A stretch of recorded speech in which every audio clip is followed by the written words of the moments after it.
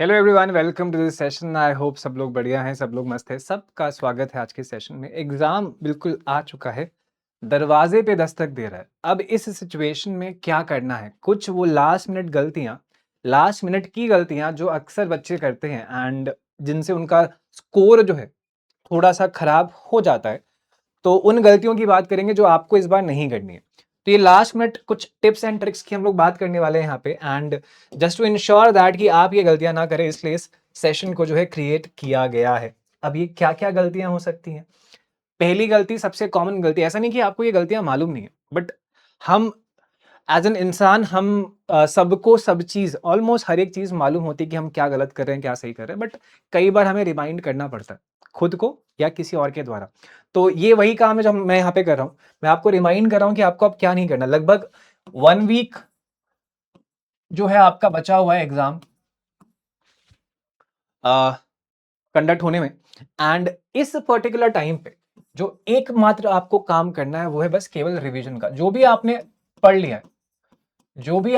लिया है उस पे जो है बस केवल आपको रिवीजन करना है। आप यहां से कुछ नया नहीं पढ़ना है। तो नो न्यू कंटेंट, केवल रिवीजन करना है भाई, वरना आप परेशान रहोगे और जो आपने पढ़ा है अच्छे से वो भी भूल जाओगे। तो इस चीज को याद रखिए, ठीक है? रिवीजन पे फोकस देना है और कोई कंटेंट नया जो है अब नहीं उठाना है आपको, ठीक है?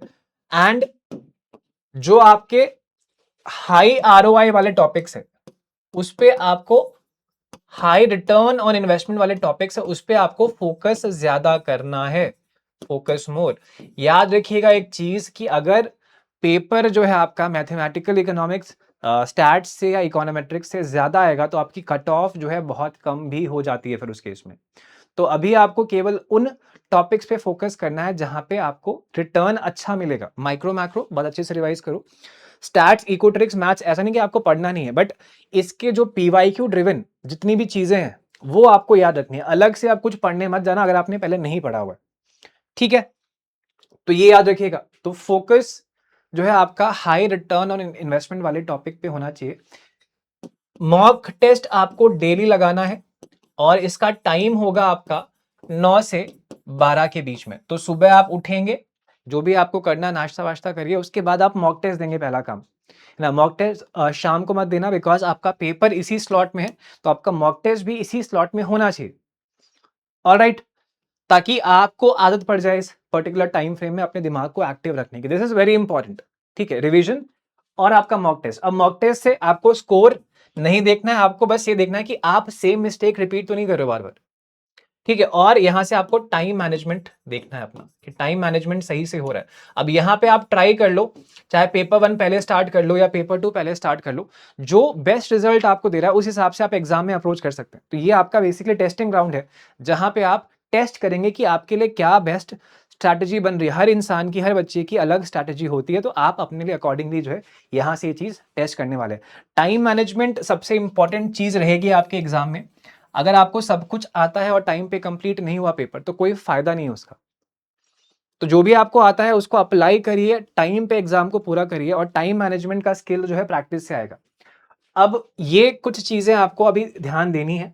इसके अलावा जो फोकस आपका रहेगा वो पीवाईक्यूज पे रहेगा। पीवाईक्यूज से क्वेश्चन जो है रिपीट होते हैं। लगभग 50% पेपर आपका पीवाईक्यू बेस्ड ही होता है, याद रखिएगा।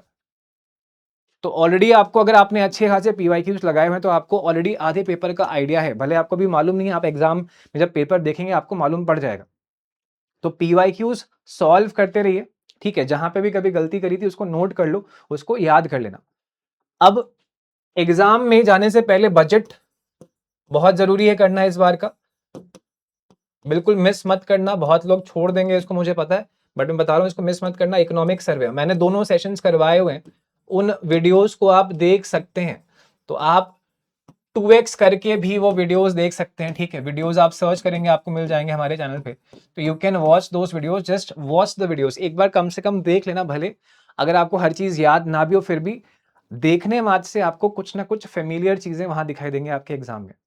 फाइनेंस कमीशन मत छोड़ना, फाइनेंस कमीशन बहुत जरूरी है, बिल्कुल मिस मत करना। ठीक है, लेटेस्ट जो रिपोर्ट अभी आई है, तो इसके रिकमेंडेशंस आपको आने चाहिए। तो ये कुछ चीजें हैं जिस पे आप फोकस करेंगे एग्जाम से पहले।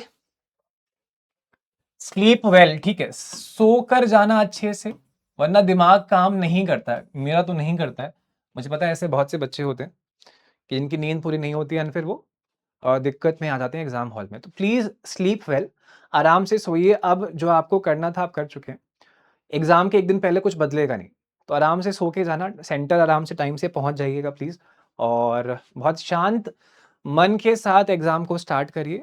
बहुत रिजल्ट के बारे में नहीं सोचना है, हाँ वो ओवर थिंकिंग नहीं करनी है, वो आपका काम नहीं है। आपका काम है कर्म करना, और फल जो मिलना होगा आपको मिल जाएगा। तो ये कुछ वो चीजें हैं जो आपको यहाँ पे ध्यान देनी है लास्ट मिनट पे। एंड राइट, इसके अलावा क्या मैं कोई पॉइंट मिस कर रहा हूं?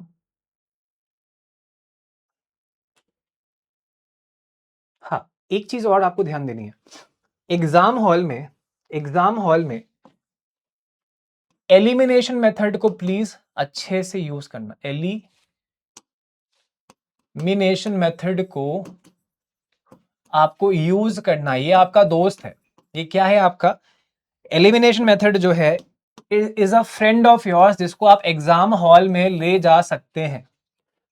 ठीक है, तो it is like a friend, it is the only thing that is allowed. जब आप सेंटर में घुसते हैं, इसके लिए कोई मना नहीं करता आपको कि भाई क्यों लेके आओ ये तरीका, तो इसको प्लीज यूज करना। इससे लगभग कुछ नहीं होगा अगर आप ढंग से इसको यूज करते हैं। हमने अपने वाईटी यूट्यूब के सेशंस में मैंने इसको कई बार करके दिखाया कि कैसे आप इसको यूज कर सकते हो। तो कुछ नहीं तो कम से कम ये 20 मार्क्स, 20 मार्क्स, 20 मार्क्स नहीं, 20 क्वेश्चंस आपके ऐसे होंगे जो एलिमिनेशन से आपके सॉल्व हो रहे होंगे। तो प्लीज यूज दिस थिंग, और इसको यूज करना आप सीख सकते हैं मॉक टेस्ट के दौरान और हमारे वाईटी सेशंस में भी। तो इसको यूज करना, इसको बिल्कुल मत भूलना, ठीक है? एग्जाम हॉल में इस चीज को याद रखिएगा। तो ये गलती बहुत से बच्चे करते हैं कि दिमाग यूज नहीं करते वहां पे, केवल देखा कि भाई सवाल कैसा है, मुझे आ रहा है नहीं आ रहा है, आगे बढ़ गए, और फिर उसको सही से मार्क नहीं करते। तो ये मेथड आपके बहुत काम आने वाला है, तो please use this method also. So this is all जो मैं यहाँ से कन्वे करना चाह रहा था, कि जो आपको लास्ट मोमेंट में गलतियां नहीं करनी है वो, और जो आपको लास्ट मोमेंट में करना है वो, ठीक है? तो all the best to everyone, all the best to everyone, and सब बढ़िया होगा। जो बेस्ट लिखा है वही होगा, ठीक है? बिल्कुल टेंशन मत लो, पैनिक करने से चीज़ें खराब होती हैं। तो पैनिक मत करना, आराम से 5 मिनट भले आपको लग जाए खुद को शांत करने में, बट पहले खुद को शांत करना, दिमाग को शांत करना, फिर आराम से पेपर जो है सॉल्व करना, और अटकना मत कहीं पे भी। एक भी सवाल लगे कि फंस रहा है तो अटको मत, आगे बढ़ो। भले कई बार होता है कि इजी सवाल होगा, आंसर्स गलत दिए होंगे और आप अटक जाओगे कि भाई इतना आसान सवाल कैसे सॉल्व नहीं हो रहा, कैसे आंसर मैच नहीं हो रहा। तो कुछ सवाल जानबूझ के गलत बनाए जाते हैं, ठीक है? तो इन सब चीज़ों पे ध्यान देते हुए एग्जाम को सॉल्व करना। आई एम श्योर कि आप सब बहुत अच्छा करने वाले हो। तो टेक केयर एवरीवन, ध्यान रखिए, और all the best to everyone. Thank you so much, thank you so much.